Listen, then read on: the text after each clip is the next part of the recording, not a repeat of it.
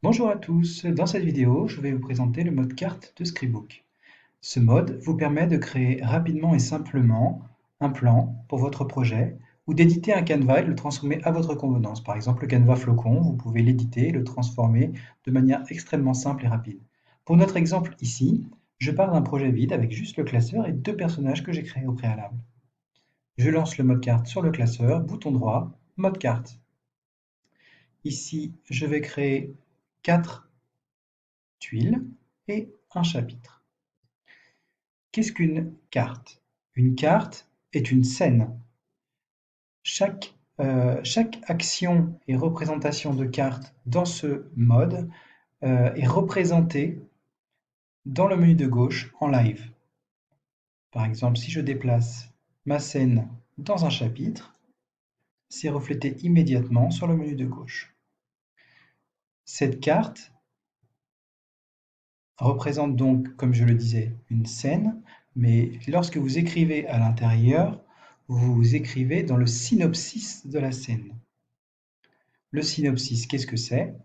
Par exemple, ici, je vais lui mettre un titre. On va rapidement éditer le projet,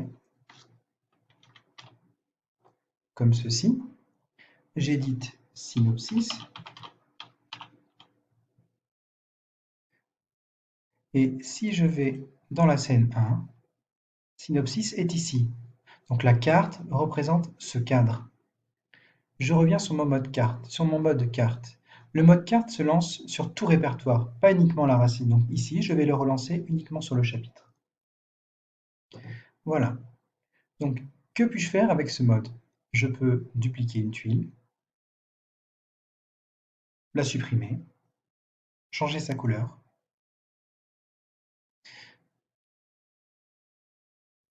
Le nombre de mots qui apparaît en bas de la tuile n'est pas le nombre de mots du synopsis, mais celui de la scène, vous permettant de voir l'avancement de votre projet. Pour éditer une carte, vous cliquez dessus, comme indiqué, et vous pouvez écrire. Vous avez à votre disposition un éditeur simplifié, un R-Editor. Vous sélectionnez une partie du texte et vous avez un petit éditeur, juste avec les fonctions nécessaires. Par exemple, avec les listes surtout. Lorsque vous quittez, ça reprend sa forme. Vous pouvez faire du drag and drop. Les drag and drop est automatiquement reporté sur le menu de gauche. Vous pouvez également ajouter directement dans les chapitres. Vous pouvez également lier directement vos personnages s'ils ont déjà été créés.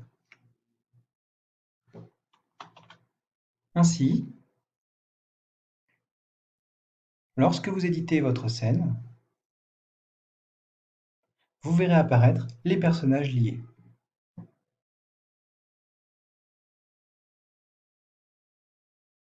Dernière chose, dans l'éditeur, vous avez également à votre disposition les raccourcis classiques de Scribook, guillemets et quadratin. Nous avons à peu près fait le tour.